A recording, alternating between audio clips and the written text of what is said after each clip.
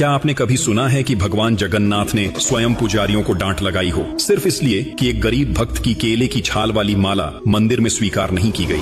कहते हैं कि रघुदास पुरी के एक महान भक्ति योगी थे जो भगवान राम के परम भक्त थे। उनका आश्रय जगन्नाथ मंदिर के सिंहद्वार के पास एक बड़े छत्र के नीचे था। एक दिन उन्होंने मंदिर में प्रवेश किया और देखा कि भगवान जगन्नाथ के सामने राम, लक्ष्मण और सीता का दिव्य दर्शन हो रहा है। यह दृश्य देखकर रघुदास को यह विश्वास हो गया कि जगन्नाथ और रामचंद्र एक ही देवता हैं और उनकी भक्ति का स्वभाव सखा प्रेम में बदल गया। एक दिन रघुदास ने अत्यंत प्रेम से भगवान के लिए एक सुंदर माला तैयार की। माला तो उन्होंने फूलों से बनाई थी, लेकिन डोरी न मिलने के कारण उन्होंने केले के पेड़ की छाल को धागे की तरह इस्तेमाल किया। भक्ति उनकी सच्ची थी, परंतु मंदिर के नियम कठोर थे। जब उन्होंने माला पुजारी को दी तो उसने तुरंत मना कर दिया, क्योंकि केले की छाल मंदिर में अपवित्र मानी जाती थी। यह सुनकर रघुदास का हृदय टूट गया। वह माला लेकर अकेले रोते हुए अपने आश्रय लौट गए। उस रात मंदिर के पुजारियों ने व्रत रखा। उम्मीद थी कि भगवान स्वयं कोई संकेत देंगे, और सच में रात के गहरे सन्नाटे में भगवान जगन्नाथ उनके सपने में प्रकट हुए। भगवान ने कठोर स्वर में कहा, तुमने रघुदास की माला ठुकराकर उसकी भक्ति का अपमान किया है। वह माला मेरे लिए सबसे प्रिय है, क्योंकि वह प्रेम से बनी थी, न कि नियमों से। वह इस समय घर में बैठा रो रहा है, भूखा प्यासा। जब तक उसकी माला मेरे गले में नहीं चढ़ाई जाती,